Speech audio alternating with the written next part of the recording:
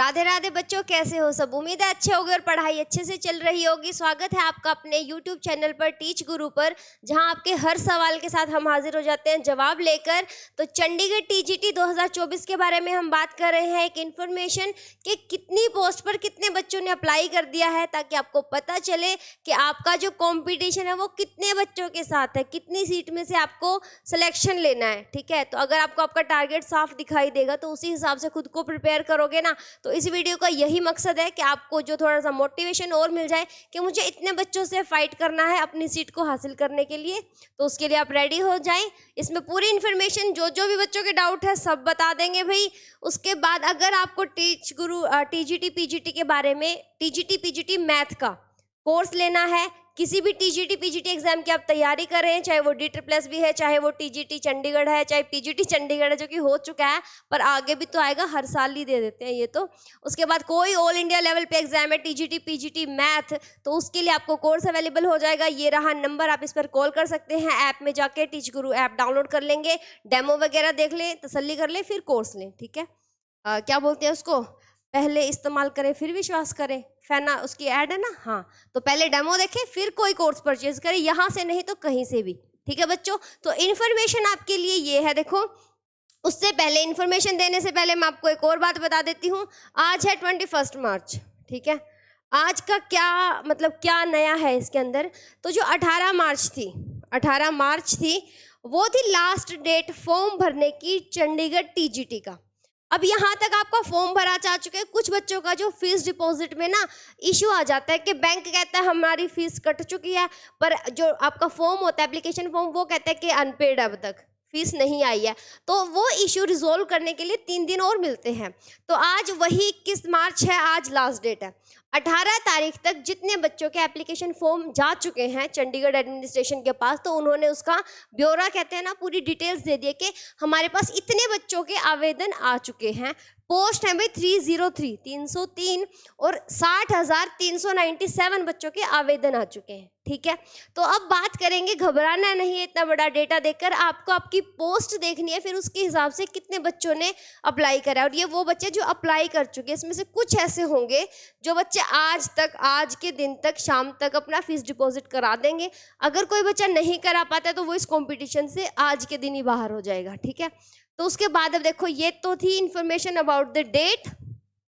उसके बाद देखो भाई, सब्जेक्ट वाइज सबका ही बता देते हैं कि कौन सी कितनी वैकेंसी और कितने कैंडिडेटों ने फॉर्म भर दिया है। सबसे पहले इसके अंदर टोटल 12 सब्जेक्ट है। टोटल कितने हैं? 12 सब्जेक्ट हैं। और 12 सब्जेक्ट में सबसे पहला अगर देखें, DPE है जो डिप्लोमा इन फिजिकल एजुकेशन, उसके 35 पदों के लिए 4661 आवेदन आए हैं। कितनी पोस्ट है? 35। उसके बाद इंग्लिश के 14 पद हैं और उसके लिए आया भाई 2626 आवेदन आए हैं। 14 यहाँ पर आपकी पोस्ट रहेंगी क्या है ही। फाइन आर्ट के 54, देखो फाइन आर्ट के 54 पदों के लिए आए हैं भाई 2932 बच्चे। उसके बाद हिंदी के 17 पद के लिए, हिंदी के जो 17 पद हैं, हिंदी के 17 पद के लिए आए हैं भाई, लिख रही हूँ मैं यहाँ पर, देख लेना साथ में। हिंदी के हैं 2442 पद हैं, इतने कैंडिडेट ने अप्लाई किया है। उसके बाद होम साइंस में है भाई 19 पदों के लिए 1162 बच्चे हैं। उसके बाद math, the one and only legend, जिसका कंपटीशन सोच से भी परे होता है। लगभग हर बार हर एग्जाम में सोच से परे कंपटीशन होता है। 2-3 पोस्टों का मिला दो ना तो भी उनका कंपटीशन नीचे ही रहता है, इनका ज़्यादा होता है। तो यहाँ पर मैथ का कंपटीशन है भाई 08 पोस्ट, सबसे कम पोस्ट पर सबसे ज़्यादा बच्चे जो कि हैं हमारे पास 6425 बच्चे हैं भाई। म्यूजिक के 15 पोस्ट के लिए हैं भाई 1218 बच्चे। पंजाबी के 19 पदों के लिए 1524, संस्कृत के 24 पद के लिए 1831 है। एक बच्चे का जब एडवर्टाइजमेंट आया था, पेपर कब होगा, ये वाली वीडियो बनाई, उसमें नीचे एक संस्कृत का स्टूडेंट था, उसका कमेंट आया था, मैडम संस्कृत में कितना कंपटीशन हो सकता है। तो बच्चों सिर्फ इतना ही है, आप देख लो संस्कृत के कितने पद हैं भाई? 24 पद के लिए 1831 है, तो कितना ही कंपटीशन है। तो इत्मीनान से तैयारी करें, तैयारी पर जोर लगाए, सिलेक्शन पक्का हो जाएगा अगर कोई तैयारी कर ही रहा है। अगर कोई ऐसे भाई मतलब मजे मजे में घूम रहा है तो देखो वो तो लक पे है, अगर उसके लक में है तो वो भी ले जाता है। अदरवाइज मेहनत पे जोर रखो, सिलेक्शन हो जाता है। इतना भी बड़ा कोई रॉकेट साइंस नहीं है, एग्जाम ही है। उसके बाद भाई मेडिकल के देखो, साइंस मेडिकल में कितने हैं भाई? 26 पद के लिए 4668, 4678।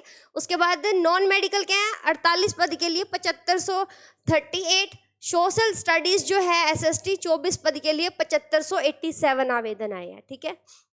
तो हम जो लगभग बात करते हैं वो मैथ के बारे में है, तो वो इतना कंपटीशन है बच्चों। आपको अपने सवालों के जवाब मिल गए होंगे कि हमारे पास कितनी हमारी पोस्ट है। और ये सिर्फ मैथ से रिलेटेड नहीं है ये वीडियो, हर वो बच्चा जो टीजीटी चंडीगढ़ के लिए अप्लाई कर रहा है वो ये वीडियो देख सकता है। हालांकि जो चैनल है, चैनल पर आपको कोर्स जो मिलता है वो सिर्फ टीजीटी पीजीटी मैथ के लिए मिलेगा और कोई अवेलेबल नहीं है, ठीक है। उसके बाद ये तो था इन्फॉर्मेशन कि आपके कितने कितने एप्लीकेशन फॉर्म आ चुके हैं। तो यहाँ पर लगभग एक पोस्ट के लिए आपका 803 कुछ का कंपटीशन है। तो घबराओ मत, मैथ वाले हो भाई आप, घबराना तो सीखा ही नहीं ना जब 10th के बाद मैथ ले लिया था। उसके बाद ग्रेजुएशन में भी मैथ स्पेशल सब्जेक्ट है। उसके बाद आप में से आधे से ज़्यादा बच्चों ने मास्टर्स भी किया तो उसमें भी मैथ है, तो घबराना तो है ही नहीं। ठंडी सांस लो, तैयारी खींच के रखो। उसके बाद जो बच्चा फ्रेशर है ना, उसको डाउट रहते हैं कि एक ही शिफ्ट में एग्जाम होगा या डबल शिफ्ट में। तो ये एग्जाम 2 शिफ्ट में होता है। मैं पहले भी 2-3 वीडियो में बता चुकी हूँ, फिर से बता देती हूँ अगर किसी बच्चे ने उनको ध्यान से नहीं देखा। 2 शिफ्ट में है। पहला जो ये कह रहा है ना, हाँ रिटन टेस्ट के बेसिस पे सिलेक्शन होता है, 40% दोनों में लेने होते हैं। मैंने पीजीटी का वीडियो जो बताया था रिजल्ट में, उसमें बताया था दूसरे में ना 80 से 85 नंबर ले रखे हैं बच्चे ने, पर पहले में 19 आ गए। तो वो 80-85 कोई काम नहीं आए जब तक पहले में 20 नंबर नहीं आएंगे। 40% मतलब 50 का 40% 20 हो गया, 100 का 40% तो 40 हो गया। तो सिर्फ 40% से काम नहीं चलता, पहले में 40% मतलब 20 जरूर हो, क्योंकि मैथ वाले बच्चे का जनरल पार्ट कमजोर होता है, तो उसको खींच के रखो बच्चों तैयारी के लिए। उसके बेसिस पे होगा, इंटरव्यू वगैरह कुछ नहीं है, सिर्फ इसके बाद सिलेक्शन के बाद सिर्फ डीवी होता है। डीवी के बाद आपको सेंटर मिल जाता है।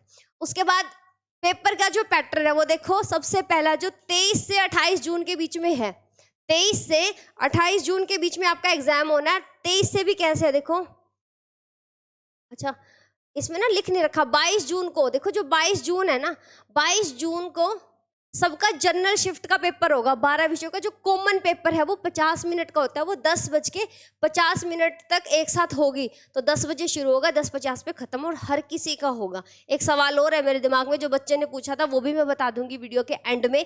22 तारीख को सबका एग्जाम है, उसके बाद अपने अपने घर चले जाना। जिसका 23 को है वो वहीं रुक जाना, जो चंडीगढ़ का बच्चा नहीं है, बाकी सबको वापस जाना पड़ेगा। उसके बाद 23 तारीख से आपका सब्जेक्ट स्पेसिफिक पेपर शुरू हो जाएगा। मैथ वालों को 26 तारीख को है, मैथ वालों का 26 को है।